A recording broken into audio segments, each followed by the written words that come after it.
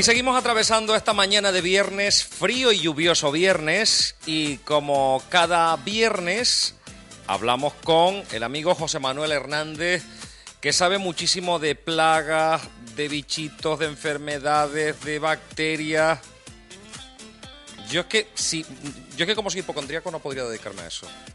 No podría, o sea, saber que en cada esquina puedes encontrarte un montón de cosas, yo me moriría antes. Entonces, la ignorancia a veces es tan positiva para la gente. Bueno, de hecho antes me trajeron aquí. Casi pierdo, casi se me sale el corazón por la boca. Era una lagartija pequeñita, ¿no? Bueno, me iba a tirar por la ventana del estudio. Saludamos ya al amigo José Manuel Hernández. Muy buenos días. Hola, muy buenos días. ¿Qué tal? ¿Cómo estás? ¿Por qué los seres humanos tenemos tanto pánico, por ejemplo, a los insectos y a los roedores y a los, ¿cómo se llama? Los lagartos tienen, los que son todos, los reptiles. Los reptiles. Sí. Normalmente, bueno, ahí hay dos partes. Hay una que es puramente biológica, es decir, muchos de esos organismos, o sea, hay muchos reptiles, muchos insectos o muchos roedores suponen un riesgo potencial para la salud.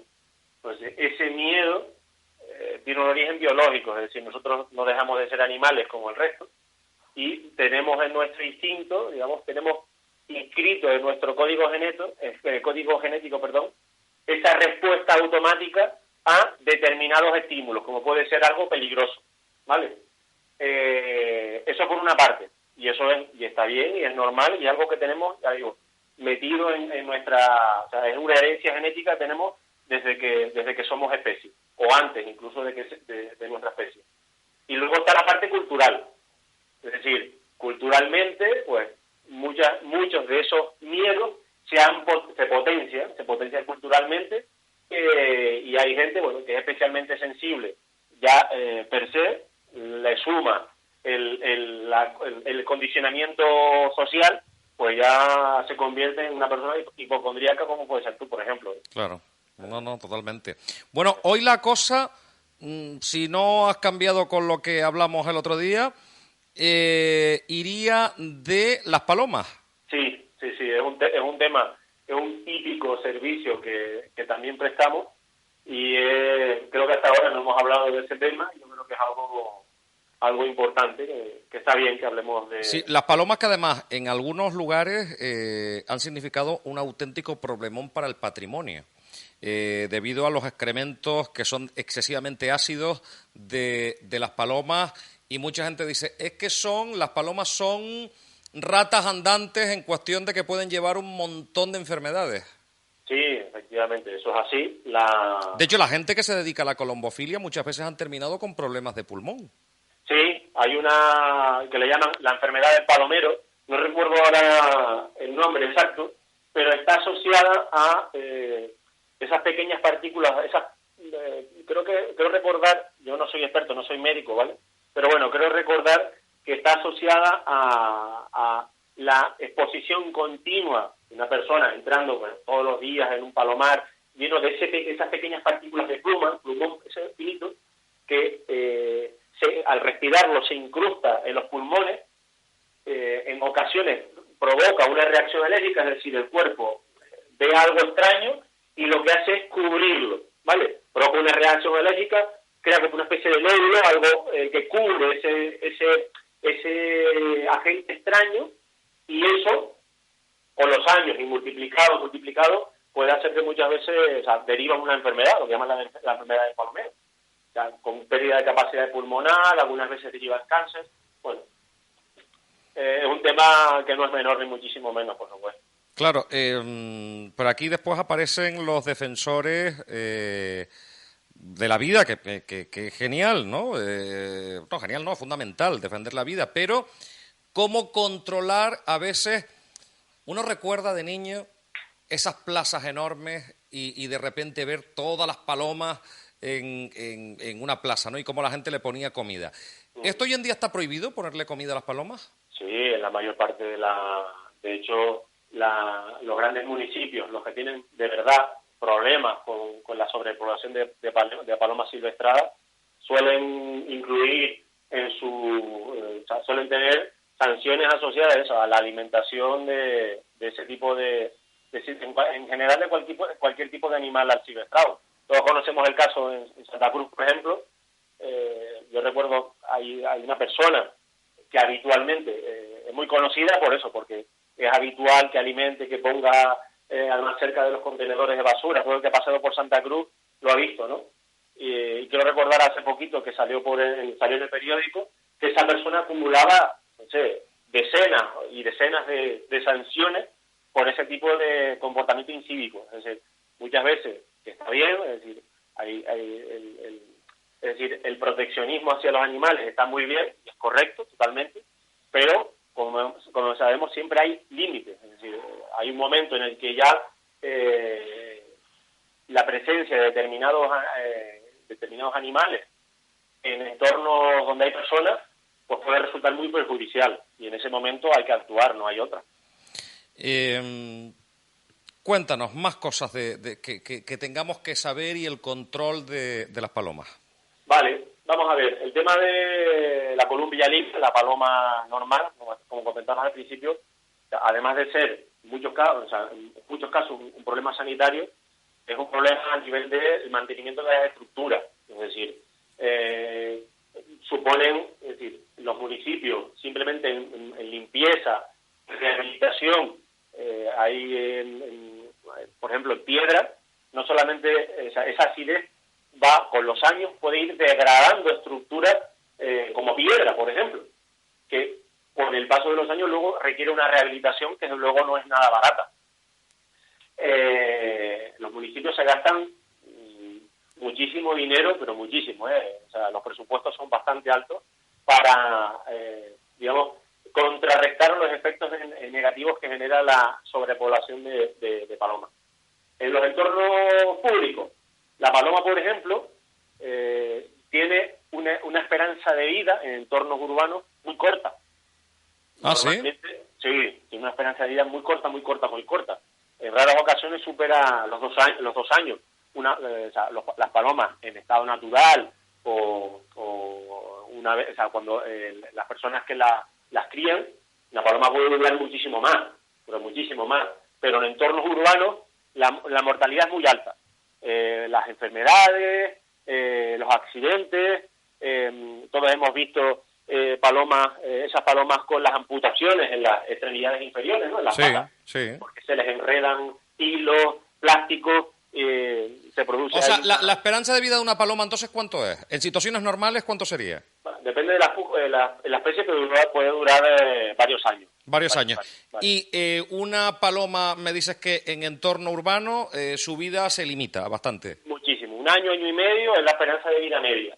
Entonces la pregunta que surge muchas veces es, bueno, y entonces con una esperanza de vida tan corta, ¿cómo es posible que sea un problema? Claro, por la reproducción. Exactamente, su enorme capacidad reproductiva. O sea, tiene una capacidad de reproducción, incluso en condiciones muy, muy adversas, enorme. Vamos a ver, una paloma, por ejemplo, una vez que se hace, es que no sé el término a utilizar en esto, la gestación normal, ¿cuánto tarda en poner un huevo o cuántos huevos puede poner, y a partir de ahí cuánto dura el embarazo, por decirlo de alguna manera? Hablo del total desconocimiento en esta materia. Sí, bueno, las puestas normalmente suelen ser de 1, 2, 3 aves normalmente, en algunos, o sea, 3 huevos, en algunas ocasiones llega a haber hasta 4 o 5, ¿vale? 4 o 5 puestas, y nada, en cuestión en un par de semanas ya se produce la eclosión y el ave está, digamos, las crías o los polluelos están prácticamente en condiciones de empezar a volar. Claro, y además, que esa es otra cosa, tendrán que hacer un nido, como cualquier otro ave, ¿no? Generalmente, sí, ¿dónde están los nidos de las palomas? Los nidos de las palomas normalmente ellos siempre buscan entornos altos, ¿vale? Lo más alto posible y muy protegidos. O sea, les gusta sentirse muy protegidas. Es típico ver nidos de palomas en palmeras, es muy habitual, en las partes altas de árboles, ¿vale? Y cuando son edificaciones, que también lo hacen, es típico que aniden siempre en las partes más altas, o sea, azoteas, es típico verlas, por ejemplo, debajo de los depósitos de agua, los aljibes que suelen estar en la azotea, es típico encontrarlas debajo.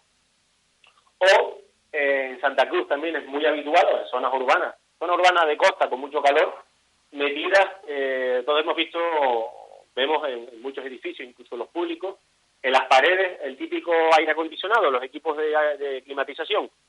¿Sabes lo que te digo, verdad? Sí. Pues justamente entre la pared y el equipo, ese espacio pequeñito que queda entre la pared y el equipo, hacen ahí el nido. Tengo una anécdota muy curiosa, de esas anécdotas que yo a veces cuento. Recuerdo de una administración pública, de un edificio público en Santa Cruz, que nos llamaron hace ya varios años. No por un problema de paloma, sino hablaban de... Ahí la paloma tiene un montón de parásitos, ¿vale? Muchísimos. Piojillos, tiene muchos parásitos. Algunos son grandes, que parecen casi del tamaño de una mosca. O sea, que serían las ratas con alas. Básicamente, efectivamente. Bien. Hay un tipo de pulga, un tipo de parásito que pica, que es pequeñito, ¿vale? Y que es muy habitual, como aparece mucho, por ejemplo, como en muchas especies, en el periodo de cría, ¿vale? Que eso es típico. Y recuerdo que fue súper curioso, llamaron, no por un problema de paloma, sino por un problema de ese parásito de la paloma, en un edificio público. Y recuerdo que cuando llegamos, iba con un compañero, era el edificio, tenía la típica forma de una casa canaria, ¿no? Un patio central y luego todo alrededor, ¿no? Recuerdo, porque fue bastante impactante, ver a una persona desnuda en medio de ese patio, otra con una manguera contra incendios bañándolo de arriba abajo. Claro, para mí fue impactante, ¿no? Ver aquello en un espacio, en un edificio público. Fue un poco, hombre, la persona lo pasó bastante mal, pero fue incluso un poco cómico, siendo a lo mejor un pelín malo, ¿no? Y luego me enteré que había pasado. O sea, era un edificio, estos típicos edificios, rodeado todas las fachadas, cada oficina con su equipo de climatización. Los que yo vi eran operarios de mantenimiento. Uno de ellos, pues bueno, amante y tal de las palomas, había dejado que los nidos las palomas anidaran y los pichones salieran, y luego, llegado el momento, empezó a recoger todos los nidos. ¿Me explico hasta ahora? Sí, perfectamente. Los iba recogiendo, bueno, al final casi se lo comen los parásitos de esos nidos que él iba recogiendo en bolsa, ¿no?, para tirar, casi se lo comen. Yo creo que fue aquella experiencia una y no más. Terrible, ¿no? ¿Eh? Claro, que me parece muy terrible, digo. Y otra cuestión es, claro, cuando ustedes tienen que ir a combatir una plaga de cucarachas o de ratas, es más sencillo porque están en tierra, pero imaginemos una catedral, ¿cómo actuar? Porque claro, no es solo, y ahora me dirás qué se utiliza para el control de las palomas en este caso, cómo se hace cuando hay que subir a esa altitud, sino una vez que mueren después habrá que recoger los restos, ¿no? Sí, no, aparte como ocurre hoy en día con cualquier animal que muera, ya sea doméstico, no se puede, o sea, la gestión es un residuo biológico, eso no se puede coger y enterrar, no, eso se tiene que gestionar de forma correcta a través de gestores autorizados. Puede haber cremación, los animales, por ejemplo, que se mueren en las granjas, eso todo se gestiona como un residuo biológico, ¿vale?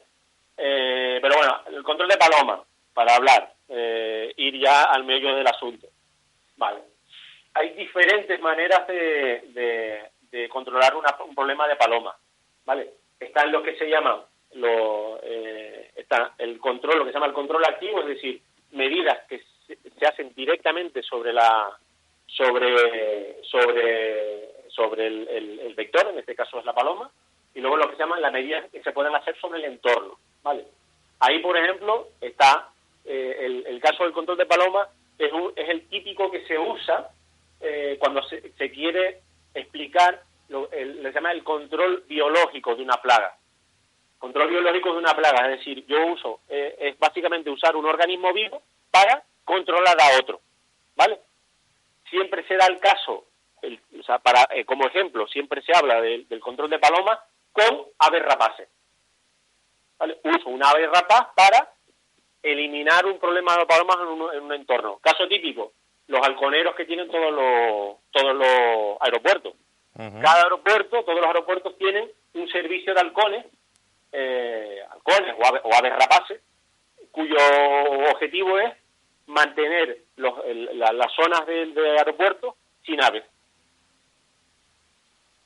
¿Me oyes? Pues, sí, perfectamente. Sí, todos los aeropuertos tienen un servicio de halconero. Ese es un tipo de control. O sea, que el halcón sería el depredador. Efectivamente, lo que se usa. O sea, pero ¿cuántos halcones tienes que tener para o simplemente con un halcón ya ahuyenta gran parte a gran parte de las palomas? Depende de la superficie. Cuando los halconeros que van a aeropuertos, los aeropuertos son grandes. Normalmente, ten en cuenta además, son grandes superficies y cuando echan a volar los aeropuertos normalmente tienen un uso normal, ¿vale?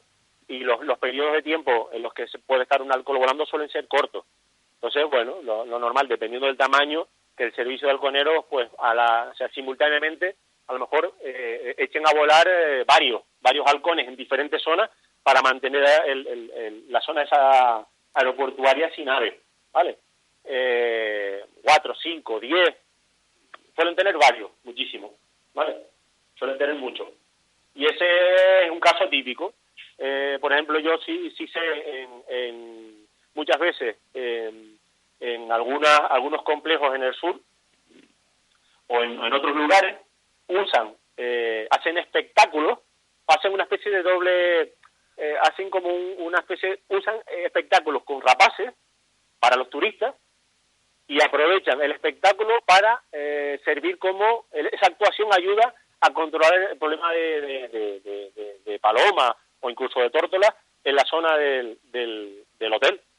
En algunos casos lo he llegado a ver, ¿vale? O sea, uso un espectáculo y el turista se va encantado de la vida y además se logra evitar esa sobrepoblación de palomas en ese entorno hotelero.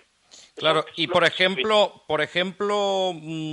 para utilizar el control de la plaga, nos dices los halcones, por ejemplo, en algunas zonas, pero en otras zonas donde hay control se le podría utilizar una cierta comida, como se puede utilizar, me imagino que será algún tipo de veneno y demás, como con el caso de las ratas, no es el caso. No. En este caso no, porque la categoría, la paloma tiene una categoría distinta y el trato que hay que darle es siempre un trato humano. En ningún caso se puede utilizar ningún tipo de veneno, ni muchísimo menos, nada, ¿eh? El trato, en todo momento siempre hay que darle un trato humano, o sea, totalmente, sin ningún tipo de veneno, ningún tipo de maltrato, de ninguna manera, ¿vale? Entonces, sí sé, por ejemplo, sé que se ha aprobado además en ciudades españolas, se habló o se ha hecho en varios lugares la prueba de usar anticonceptivos, ¿vale? Para evitar el control evitar la proliferación, es decir, con el anticonceptivo no hay cría y por lo tanto las poblaciones decrecen, ¿no? Uh-huh. Es un tema del que siempre se ha hablado durante mucho tiempo, sé que se ha puesto a prueba, pero nunca se ha llegado a establecer porque a día de hoy sigue teniendo varios problemas, ¿vale? Muchas veces los anticonceptivos, todos sabemos que para que funcione, la ingesta tiene que ser continuada, porque si hay un momento en el que se para la ingesta del anticonceptivo, ya su efecto no es del todo correcto, ¿vale? Surge además el problema de que si ese anticonceptivo, por ejemplo, que se añade a un pienso, ¿no? Para que la paloma se lo coma y no pueda reproducirse, ¿cómo evitamos que otras aves coman ese mismo pienso? Con lo cual digamos que ese control poblacional puede perjudicar a otro tipo de aves que no interesa. O incluso, que eso también creo que se ha estudiado y todavía no se ha llegado a aclarar, cómo si un ave rapaz, por ejemplo, se alimenta de una paloma que ha consumido anticonceptivos, ¿en qué medida eso le puede afectar también a ella? Cierto, es verdad, es verdad. Entonces, bueno, es un tema que todavía ahí no está claro, y en los últimos estudios parece que no ven como o sea, no parece que el uso de anticonceptivos en el caso de las palomas sea un sistema que dé un resultado bueno, ¿vale? Mira, hay un oyente que me dice aquí, y es verdad, yo las he visto en un montón de sitios. No sé si ya son silvestres y ya se están reproduciendo. Dice, buenos días, Rey de las Mañanas. Otra plaga que hay son las gallinas, que la gente suelta y se están reproduciendo por todos lados. Sí, sé que eso es típico en... Pero claro, la gallina no es ningún peligro, ¿no? A no ser que te veas una gallina corriendo por una autopista. A ver, como todo en exceso y sin control, lo normal es que dé lugar a problemas, ¿vale? La gallina, por ejemplo, cualquier tipo de ave, gallinas en particular, en la zona de la laguna, por ejemplo, hay un barranco por la zona de la Verdellada. No sé si ahora seguirá estando, pero vamos, en su momento habían decenas o cientos de ellas en el cauce de un barranco. Sueltas. Sí, sueltas, totalmente. O sea, ellas crearon su propio paraíso gallinil sí, en esa zona. Total, sí.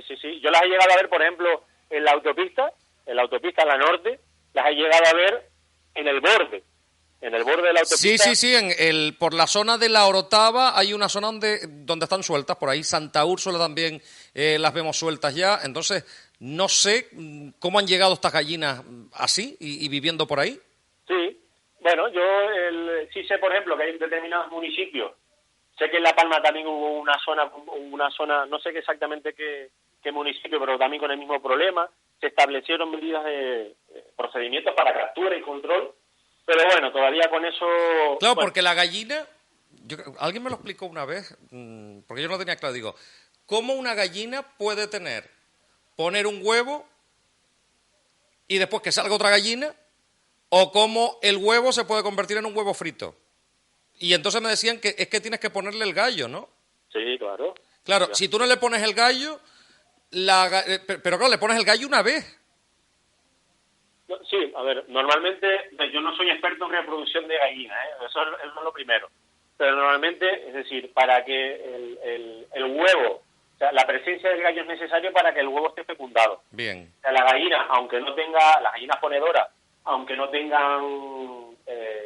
se hayan reproducido, no hay un gallo, siguen poniendo huevos. Siguen poniendo, por eso, bien. Es un proceso, digamos, el huevo es, en el caso, el símil con un humano sería el óvulo, en el caso de una mujer, ¿no?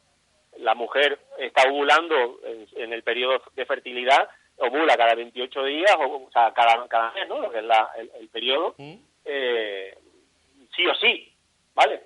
Lo mismo pasa en ese caso, es decir, la ovulación, que en el caso de la gallina es diferente, es decir, es un huevo con una estructura exterior, ocurre sí o sí, o sea, haya o no haya gallo.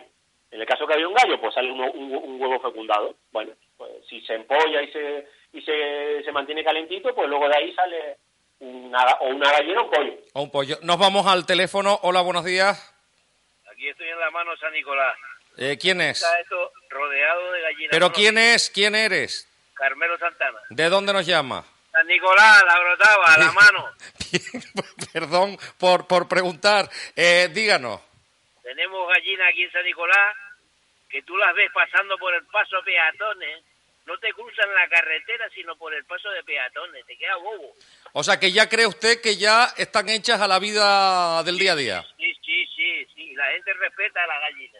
Ah, y la gallina cruza y la gente espera que... Oiga, ¿cómo tiene que ser? La gallina te da comida, te da huevo, te da vida. No mates las gallinas, coño. No, pero nadie ha dicho de matarlas. Estamos hablando de un control de esas gallinas asilvestradas y salvajes. Mira, ahora mismo hay un pato ahí como parece, yo qué sé lo que parece una avestruz.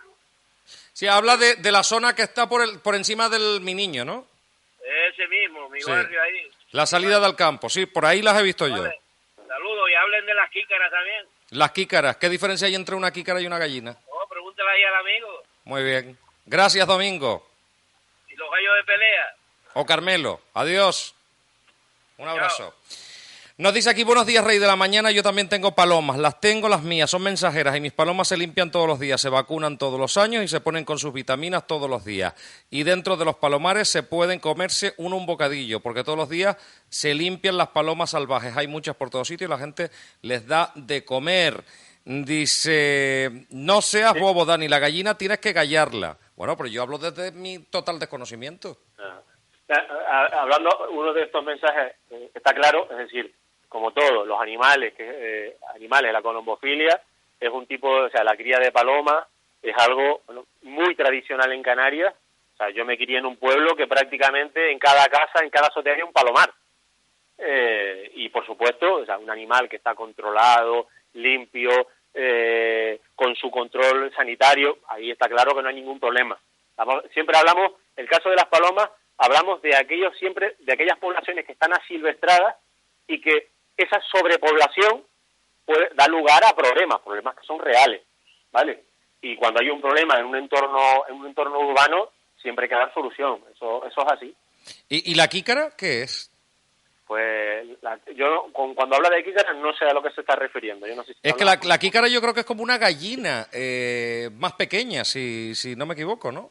Bueno, puede ser. Yo sinceramente, o sea, en animales lo que es animales de cría, no soy experto ni muchísimo menos, no conozco, digamos, mi zona donde lo que yo conozco y donde me muevo bien es en los animales que suponen un problema para la salud de las personas. En el resto no estoy muy bueno, familiar. Pues mira, hoy me he enterado un montón de cosas que no sabía de las palomas. Hombre, eso sí es verdad que lo que entendemos hoy en día como GPS lo tiene una paloma. La orientación que tiene una paloma puede ser perfecta. Donde anidan puede volver continuamente por muchos kilómetros de distancia que pueda salir a volar. Sí, efectivamente. Y por cierto, que comen insectos y cosas de estas, ¿no? ¿Las palomas? Sí. No, la mayor parte, o sea, las palomas básicamente se alimenta en naturaleza, se alimenta de cereales, ¿vale? Es granívora, no. Vale. No es insectívora. Bueno, las que están, salvo las asilvestradas, que las que no consiguen alimento, las que están en entornos urbanos, pues se alimentan de lo primero que pillan. Cualquier cosa que le parezca que reconozcan o que pueda ser considerado alimento se lo meten a la boca. Muy bien. Pues ha estado súper interesante el espacio de hoy, me ha encantado, ¿eh? La próxima semana hablaremos de otra cosa. Sí, igualmente, si la gente quiere, podemos tocar un poco el tema, porque cuando hablamos la última vez, con el tema de las ratas, ¿no?, de los roedores, podemos a lo mejor retomar ese tema, porque las incidencias con roedores siguen creciendo, están creciendo enormemente. Yo no recuerdo, sinceramente, en mis 20 años en el sector, no recuerdo un año con tantas incidencias por ratas como este año. Bueno, pues... Cosa se está desmadrando bastante, sí. Volveremos la próxima semana. José Manuel, feliz fin de semana. Igualmente. Un abrazo, adiós. Hasta luego. Bueno, nos vamos hasta la publicidad.